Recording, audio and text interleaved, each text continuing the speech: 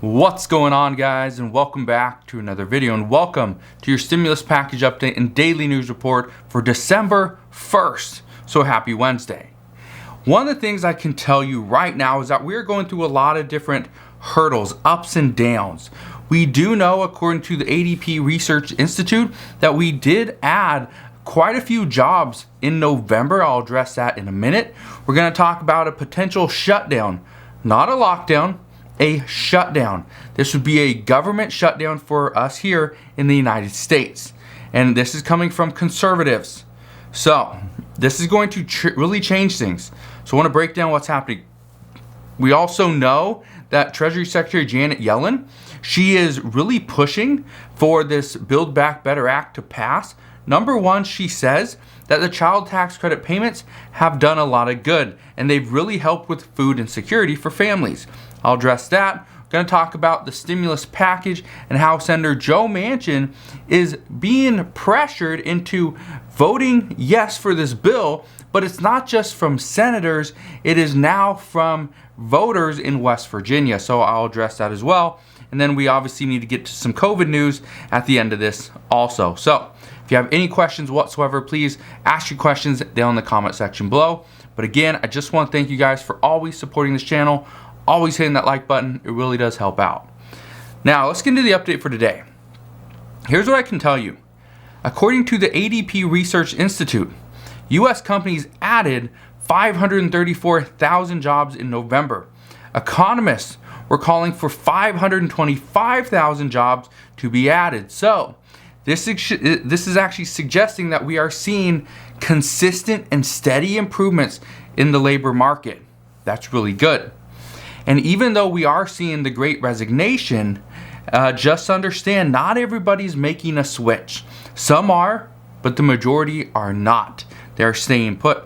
We also know that small businesses posted a gain of 115,000 jobs as well.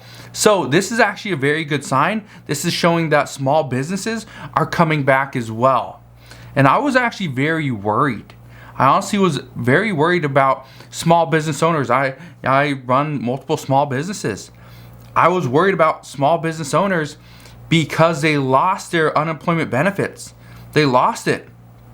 That was a pandemic related expense. They lost that. Okay? And so because of that, I was very worried. Some either weren't going to go back into their small business. They were going to go find a different job, which could leave out others, right? If they go and get a job and yet they're employing 4 or 5 other people, well, what do those 4 or 5 other people have to go and do then? Well, it creates issues. So that's good news there. But here's the interesting update for this morning. This morning we heard that conservatives might try and block the continuing resolution that has to pass by midnight this Friday. Okay?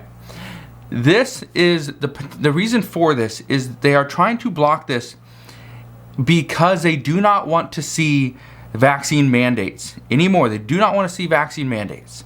So here's what's going to happen. Some Republicans are going to use the funding for the U.S. government in order to, it's either, okay, we're going to fund the U.S. government, but we need to make sure that there's no funds for vaccine mandates. They don't want that. So what I can tell you is that as of right now, we can see that, okay, we're going to pass the continuing resolution. The government's going to be funded. Great, going to get that done.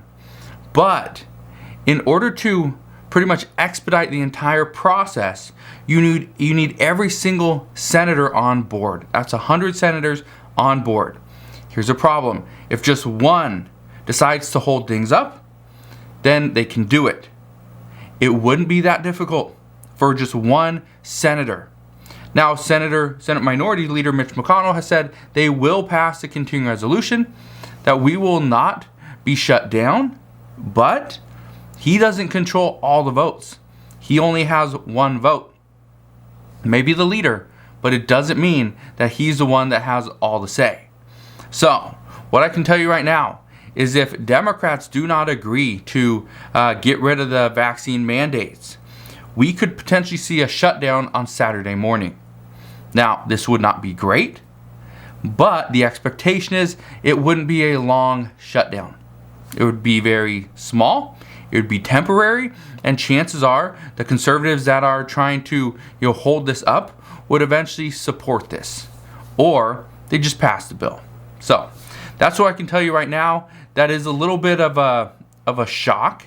I wasn't expecting that this morning, but that is currently what we are hearing. And that, I guess, has been the rumor over the past couple of days, is that there are many that are planning to just hold up the continuing resolution. So, as I know more there, promise I will fill you in on those updates as we get them. Here's something else we heard yesterday. According to Treasury Secretary Janet Yellen, she says that the child tax credit payments reduce food insecurity for families by roughly 24%. She even called this a profound economic and moral victory. However, even though this is a victory, a profound economic and moral victory, according to Treasury Secretary Janet Yellen, some people do not believe this is something that we need, or we need to make some modifications.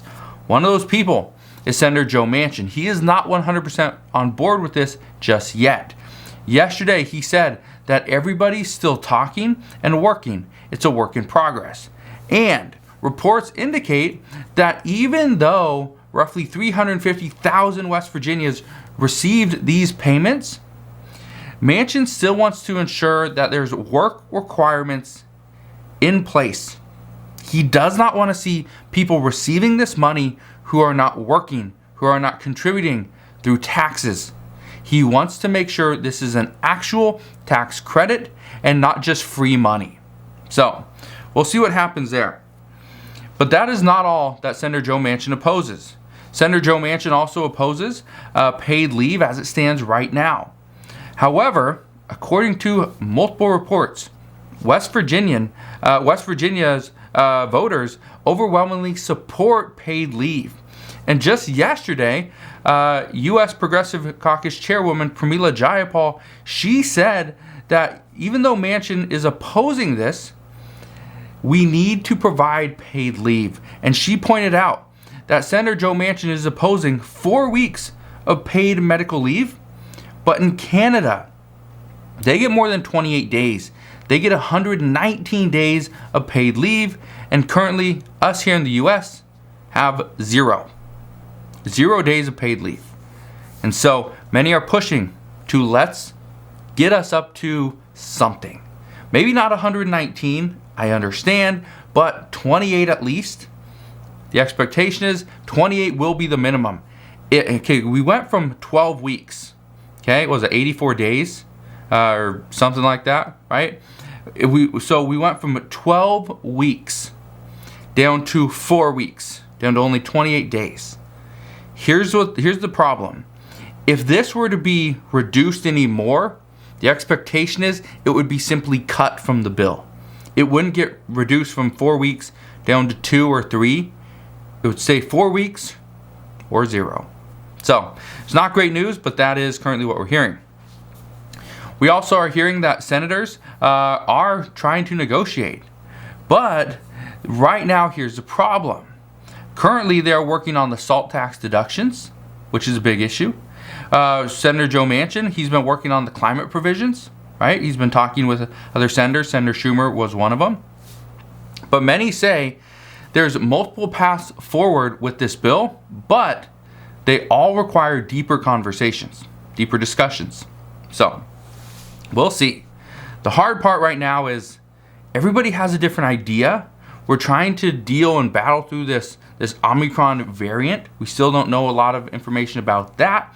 And on top of that, we got the Federal Reserve coming out yesterday saying that, we might have to taper sooner, and that would potentially mean raising interest rates a little bit quicker. However, we are not at the rate we need to be with unemployment, jobs. We still have so many open jobs, millions of jobs that are currently open, and so we need to fix those issues first. However, some say no, let's just taper, raise interest rates, and things will get better. So we'll see.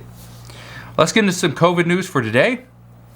The United States, and this is a big one. This is something that I mentioned, I think 2 weeks ago as well, to expect something like this, a potential change. But the United States is actually considering mandatory testing for all travelers coming into the United States. Yes, this includes people that are vaccinated. Even if you have a vaccine card, the vaccine card does not mean you do not have to be tested. Here's what we are hearing. This is going to include all U.S. citizens and any foreign travelers. They would require a COVID test, a negative COVID test, 24 hours prior to your flight, and they would require another negative test as soon as you returned home. As soon as you returned home. And your vaccine status, again, would not matter. Here's the reason for this. If somebody tests negative 24 hours before their flight, then they go on their flight, let's say 24 hours later, right? And then maybe their flight's 6-hour flight, okay? 5-hour flight, whatever. 29, 30 hours later, after their first negative COVID test, let's say they test again, and it's positive. What we do not want is somebody that tested negative, then positive, to come into the U.S. and just start roaming about. The problem with that is, as this happens, if we are seriously worried about this Omicron variant, then according to experts, we have to do something immediately. One of the things that they're saying is just pretty much shut down or restrict certain flights. So we'll see what happens there, but President Biden does plan on announcing this sometime tomorrow. That's at least the expectation. Now here's some interesting news. Residents in Greece will now have to pay a €100 or $114 fine if they are unvaccinated and over the age of 60 years old. This new rule is going to begin on January 16th. The money, according to reports, is going to be collected and paid. It's going to be paid to Greek hospitals for them to fight this pandemic. Currently, there's about 520,000 people in Greece that are over the age of 60 that have yet to get the vaccine. So that is what we know as of right now. But again, thank you guys for watching. Have a wonderful rest of your day, and I'll see you guys on the next one.